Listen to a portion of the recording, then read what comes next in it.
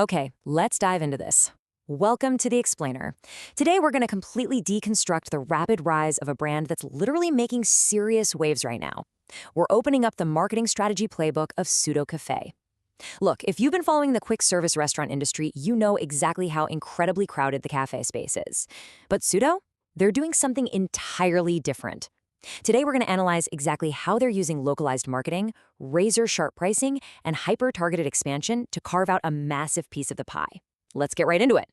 199 rupees. Seriously, in our current market, seeing a premium Grecian-themed cafe menu where absolutely every single item sits below this price ceiling is, well, it's frankly mind-blowing. And no, this isn't just some limited-time promotional offer. This is their permanent price ceiling. This aggressive affordability is literally the absolute bedrock of their entire marketing strategy. It acts as an instant hook for consumers who want that premium vibe, but without the premium price tag. Now, I want you to put yourself in an investor's shoes for a second and look at these unit economics.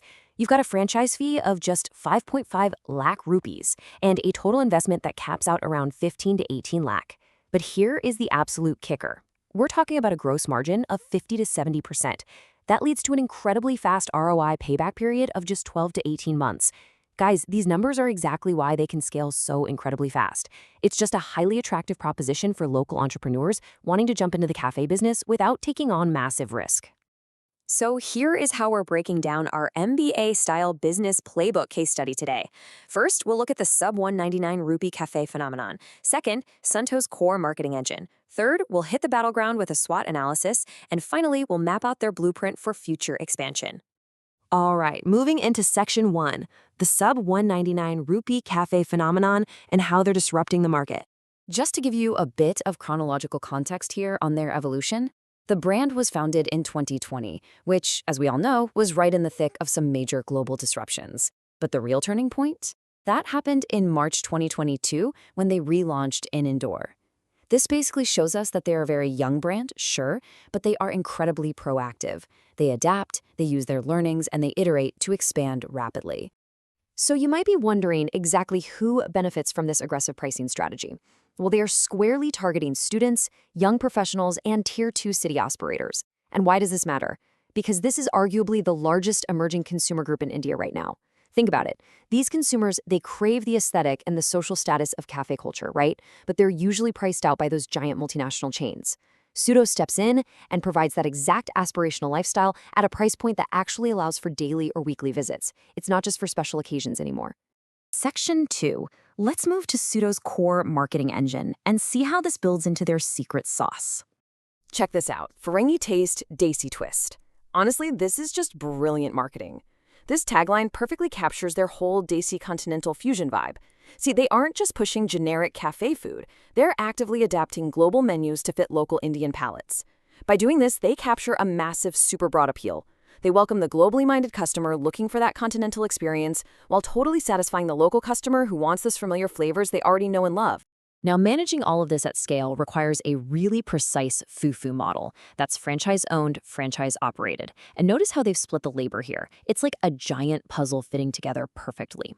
The corporate office keeps absolute control over the big stuff, branding, training, and maintaining that consistent social media voice. This centralized branding then totally empowers the local franchisees to do what they do best, which is focusing entirely on day-to-day operations and making the customers happy. It's a beautifully synergistic setup. But here's the thing. They know they can't just slap a cheap price tag on coffee and snacks to build real loyalty. They have to create an experience. Through their Grecian-themed ambiance, live music sessions, these great open space layouts, and tying up directly with local vendors for a vocal for local push, they're actively building deep community goodwill. They aren't positioning Suto as just another quick service restaurant to grab a quick bite. No way.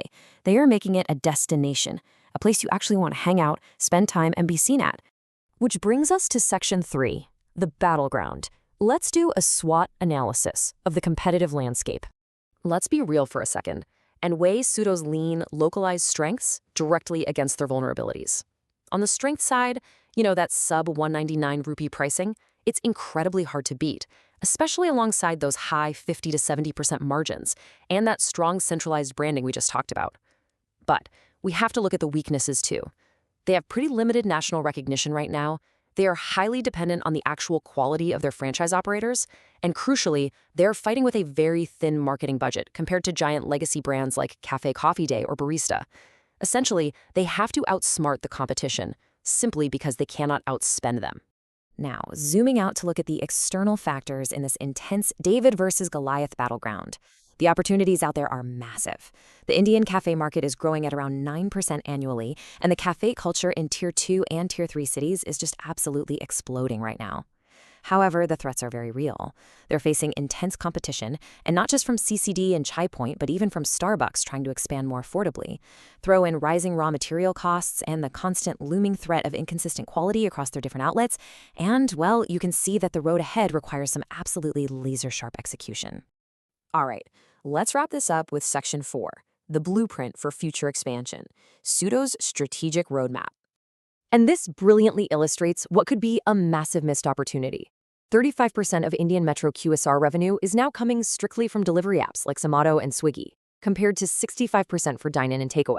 Now, we know Zomato heavily relies on its amazing ambiance and that dine-in experience, but to truly scale and capture that missing chunk of revenue, they urgently need to integrate a curated, quick-order menu specifically designed for those delivery platforms.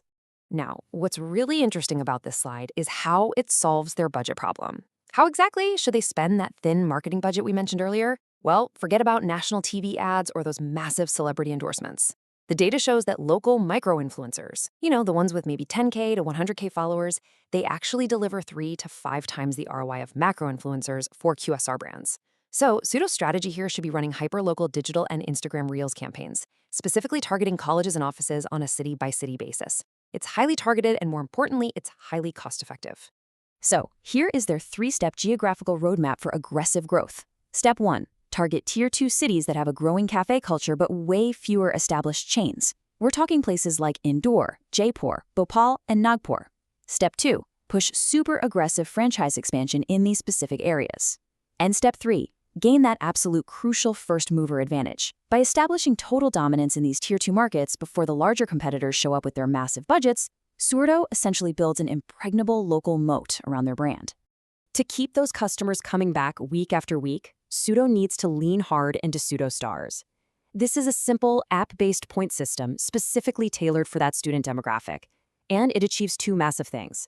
First, obviously, it incentivizes repeat visits. But second, and honestly more importantly, they can use it to encourage user-generated content. Imagine rewarding points just for using branded hashtags and sharing their Suto moments online. That is literally zero-cost brand building, driven entirely by their most loyal customers. But as we noted back in our SWOT analysis, rapid franchise scaling comes with one massive execution risk, and that's inconsistency. Seriously, it doesn't matter how good your marketing is if the coffee tastes entirely different in Jaipur than it does in Indore. That's a brand killer. That is exactly why quarterly quality audits combined with a robust mystery shopper program are simply non-negotiable. They must aggressively protect their brand equity and ensure that their signature Desi twist is identical across every single location as this network scales up. We've seen their pricing, we've broken down their localized marketing, and we've mapped out their aggressive expansion playbook. Which brings us to a final, slightly provocative thought I want to leave you with today. As these massive global chains continue to battle for dominance in major metros, is Suto's lean, hyper-local franchising model actually the ultimate QSR growth hack for emerging markets? Just think about how these kinds of localized strategies could completely disrupt other industries too. Thanks for joining me on this explainer, and keep analyzing those strategies.